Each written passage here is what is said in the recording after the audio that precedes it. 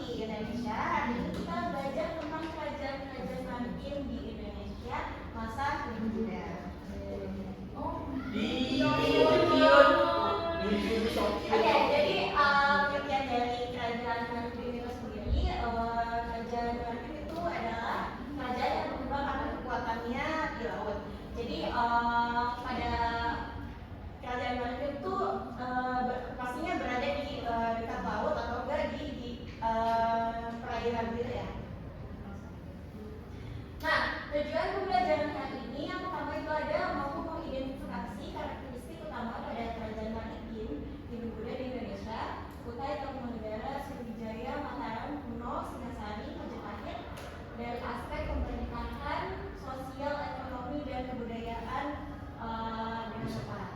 Lalu yang kedua itu ada peserta didik itu mampu menganalisis pengaruh warisan kerajaan maritim Hindu Buddha terhadap kehidupan masyarakat Indonesia masa kini secara kritis. Lalu yang ketiga itu ada peserta didik itu mampu menyajikan hasil analisis mereka dalam bentuk media digital interaktif yang menarik dan informatif. Oke, jadi sebelumnya ibu mau nanya nih, selain wilayah kepulauan gitu, berapa pentingkah perang laut dalam sejarah peradaban Indonesia? Ada yang mau jawab nggak? Yang mau jawab? Gerbang bangsa lain ke Indonesia. Iya. Jadi ada akulturasi. Iya, bagus. Lalu buku Saya Bu, jadi maritim ya Bu ya. Jadi ini tuh sebagai titik temu antara para pedagang Bu, entah itu dari timur maupun barat, karena Indonesia tahu sendiri itu bagian dari garis khatulistiwa dan di bagian dua samudra juga Bu. Oke, baik. Tepuk tangan ya buat Kavita dan jadi benar ya yang dikatakan Kavita dari dulu tadi. Indonesia itu adalah negara kepulauan yang pastinya bercampur di pulau-pulau di sekitarnya yang diapit oleh samudra Hindia Dan Pasifik. dan Pasifik. Samudra Pasifik ya. Dan Pasifik. Lalu Dia penyanyi Bu. bukan. Ini beda ya. Lalu yang adalah benua Asia Dan benua Australia. dan benua Australia. Pinter.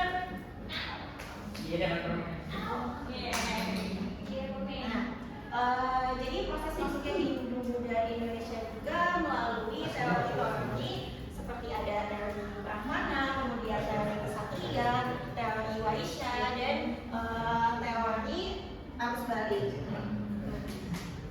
Selanjutnya ibu mau ada yang membacakan materi tersebut ya. Silakan. Oke, boleh Dira. Kerajaan Kutai adalah kerajaan Hindu tertua di Indonesia. Diperkirakan berdiri di daerah muara sama tapi Sungai Hampang, Kalimantan Timur. Penguasa awalnya adalah Tudungga, seorang pemimpin lokal yang kemudian mempengaruhi budaya Hindu, mengubah struktur pemerintahan menjadi kerajaan. Masa keemasan kerajaan Kutai dicapai di bawah pemerintahan Raja Penggawarman. Itu ada ekonomi di mana itu berbasis perdagangan, itu terletak strategis di jalur perdagangan internasional antara India dan Cina. Lalu dari aspek agama itu menganut agama Siwa, dibuktikan dengan keberadaan para dalam prasasti Yupa. Itu ada aspek peninggalan terutama adalah prasasti Yupa yang ditulis dalam bentuk pahlawan dan bahasa Sanskerta yang khusus sebagai tugu peringatan upacara kurban. Oke, bagus sekali Dira. Jadi betul sekali ya kalau misalnya kerajaan Kutai itu adalah kerajaan pertama maritim yang ada di Indonesia. Lalu posisi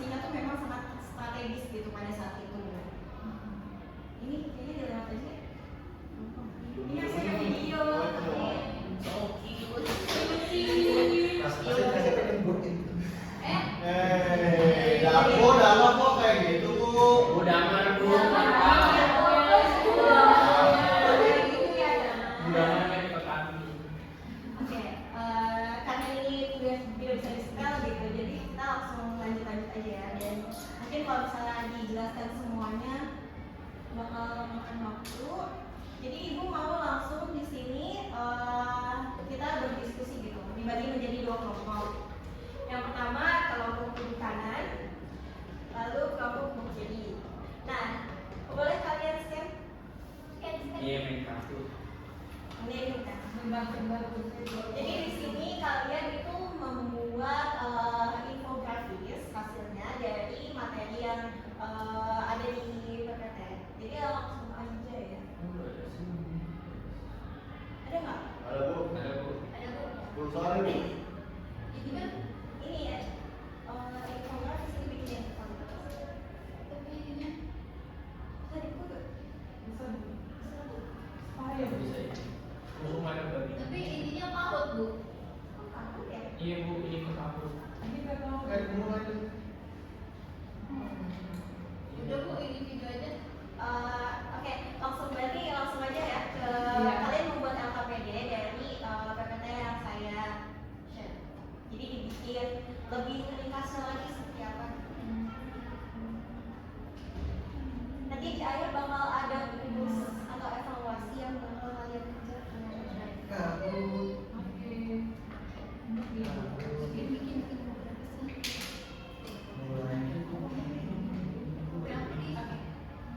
Waktunya 2 menit ya buat bikin infografis. Baik ibu.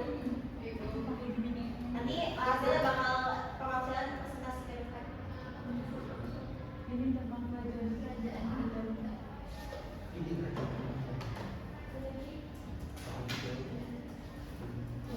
Ibu saya izin kepada presentasi. Nggak boleh ya. Nilainya -2. Jadi absen. Maaf ya bu, belum di bu. Saya Kerjaan.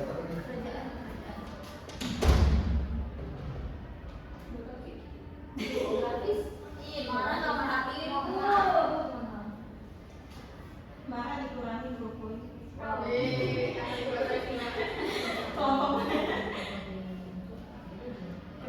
Coba recap mulai slide dulu.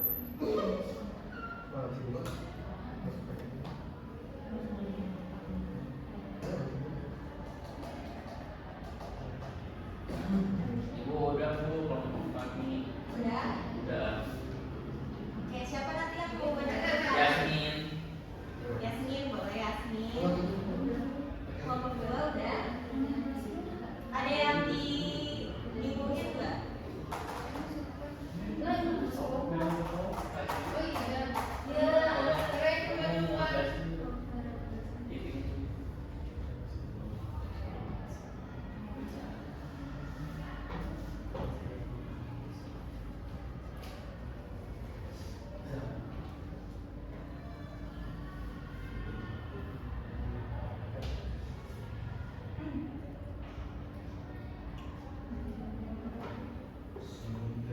Abang satu main bu. Udah selesai. Oh, udah selesai. Kelompok 2 udah selesai belum? Baru. Jadi kelompok 2 siapa yang maju? Daman. Daman, oke.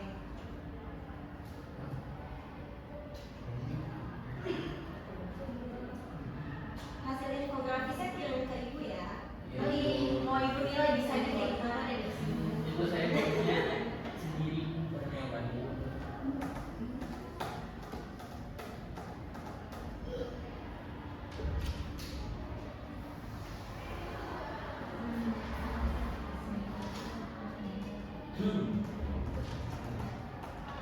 Langsung aja Mar. Langsung aja bu.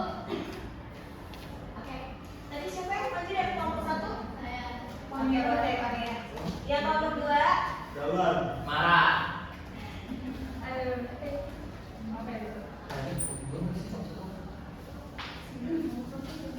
Oke, boleh. Ya, jadi dari kelompok 1 itu kita membahas tentang kenapa ada kerajaan Hindu-Buddha itu, karena kerajaan tersebut itu merupakan kerajaan maritim sehingga menjadi jalur perdagangan. Nah, hal itu membuat adanya akulturasi dan juga sinkretisme yang memungkinkan nih kerajaan utamanya itu ada Kutai, Tarumanegara, Sriwijaya, Mantragono, Singasari, dan juga yang lainnya. Nah peninggalannya itu ada arsitektur dan candi seperti Borobudur, Prambanan, terus juga ada candi Jago Gaya Jawa di Jawa Tengah dan juga Jawa Timur. Itu ada prasasti dan karya sastra lainnya. Lalu juga ada sistem pemerintahan karena ini Hindu-Buddha, jadi sistem pemerintahannya yaitu dewa raja, yang dimana raja itu dianggap sebagai dewa, dan juga kasta dan stratifikasi sosial yang mempengaruhi birokrasi masyarakat. Oke, bagus sekali Oke, kalau kedua boleh. Kelompok kita membahas infografi terkait garis besar kerajaan maritim di negara, terutama ada yang dari Maluku, Nusantara Tenggara, terus ada Sumatera dan Banten, juga ada barang importer terkait keramik dari Cina, terus kain surat dan parfum. Terus juga di infografi kita namanya fun fact menarik terkait kapal Borobudur, seperti jauh sebelum bangsa Eropa datang, kapal-kapal besar Nusantara sudah berlayar hingga ke Pulau Afrika. Terus juga fun fact terkait poros maritim dunia, yang dimana nenek moyang Indonesia adalah pelaut kuno yang memanfaatkan angin muson barat dan timur untuk navigasi tanpa kompas modern. Oke, bagus sekali kelompok satu dan kelompok dua. Ada buat kalian.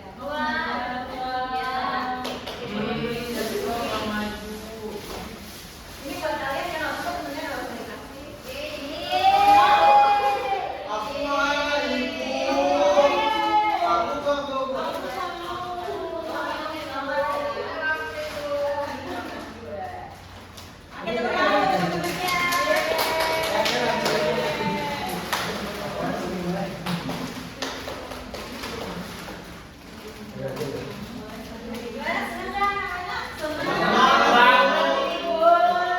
Minggu depan lebih banyak lagi Bu.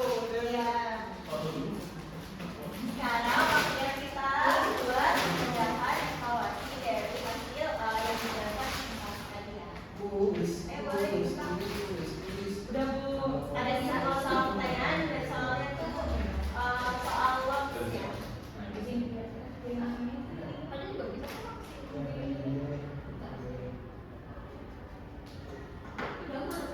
Ini langsung kok, oke, gua bisa dulu. Ini langsung oke, langsung kok, oke, go. Soalnya nomornya belum bisa dibuka. Aku lupa. Mau isi bareng-bareng gitu sama Indonesia dalamnya apa ya? Yang apa ya?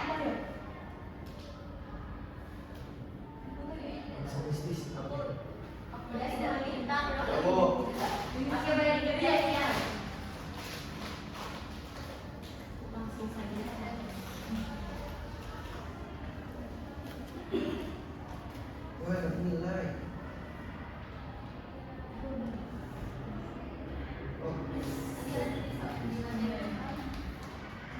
Siapa yang berwilayah paling tinggi?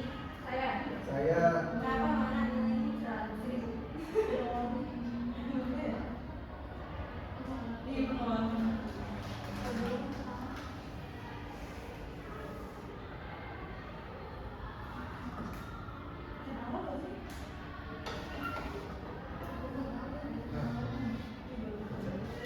Bu, aku tidak.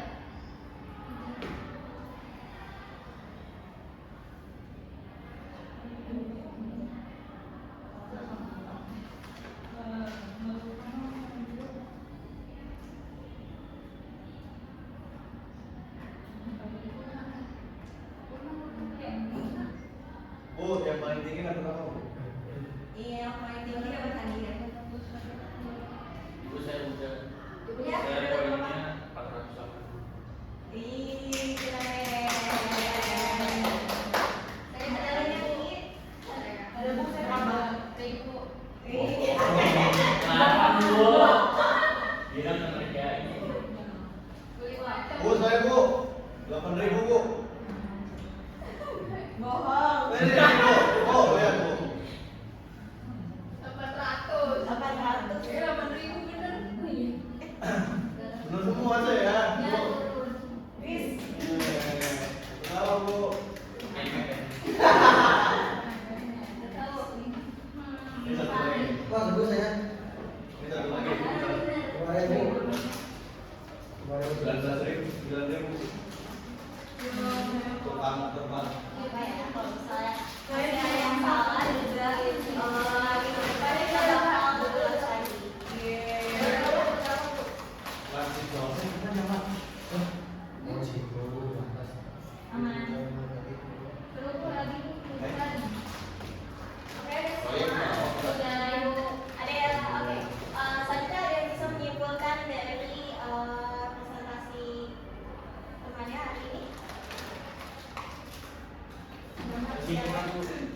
Ini kesimpulan Bu. Ya. Ya, Bu. Jasmi. Maka Bu, ya. Siapa yang bersedia? Cowok. Oke, boleh. Mau gimana? Ya, jadi kesimpulannya dari pembelajaran kali ini kalau laut di Nusantara itu sangat amat kaya, bahkan kerajaan-kerajaan di Indonesia pun juga wajib hukumnya buat kita pelajari karena mengingat kekayaan maritim yang ada di Indonesia itu benar-benar sekaya itu dan sejarahnya mungkin bisa kita terapin juga di masa Bukan sekarang. podcast ya. Oke. Terus sekali para. Jadi memang ya kalau misalnya laut itu menjadi jalur penting bagi kegiatan pelayaran dan perdagangan di antar daerah. Jadi melalui kegiatan tersebut kerajaan maritim itu dapat berkembang menjadi pusat perdagangan di Nusantara. Nah, karena laut juga memiliki peran penting gitu dalam kerajaan maritim. Nah, kalau misalnya di kerajaan maritim itu lautan itu bisa menjadi sumber ekonomi, kemudian munculnya politik, lalu dan sebagainya. Seperti itu ya, anak-anak. Oke, kita tutup pelajaran hari ini. Kurang lebihnya mohon maaf. Assalamualaikum warahmatullahi wabarakatuh. Foto dulu foto.